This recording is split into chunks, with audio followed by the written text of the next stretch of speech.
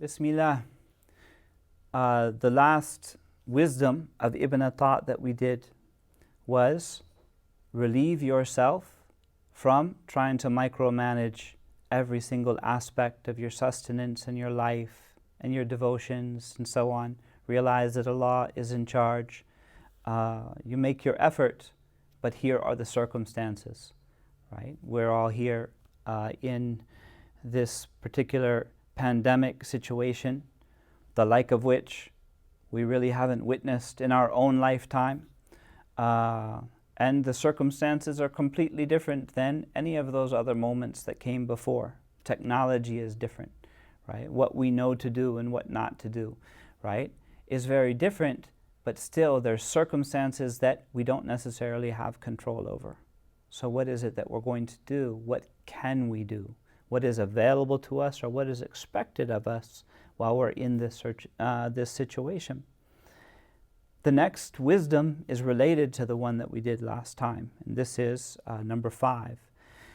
He says, اجتهادك فيما ضمن لك, which is the way that I've learned it. You're putting in so much effort to achieve what's already been guaranteed for you. For example, your sustenance, your rizq, okay, your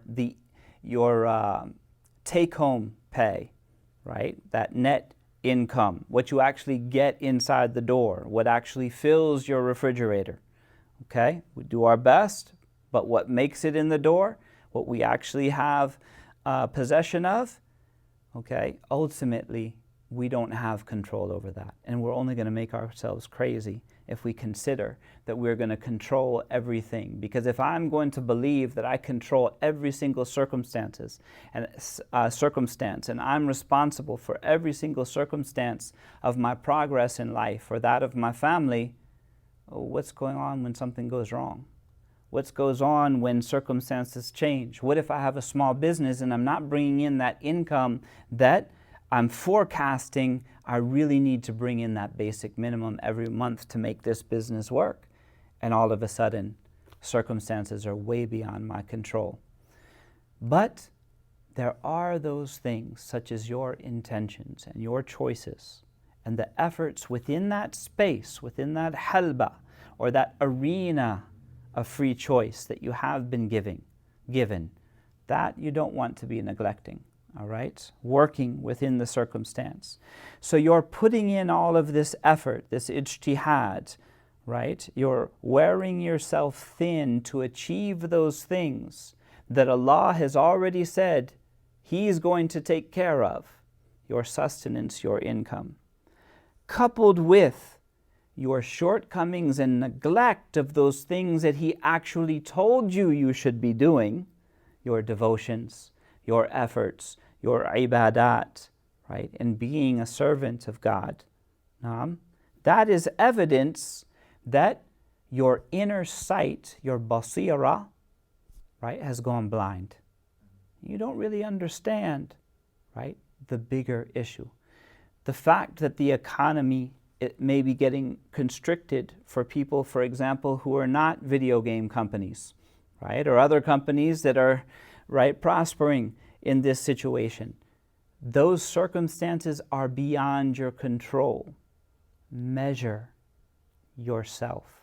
Measure your feelings, your attitude toward those things that are ultimately not in your control. Make the effort, apply for that grant, and do it well. Be on time, right? So on. After that, don't wring your hands and be overly anxious over these things. Stay in that zone of the space where there are things that you can't do.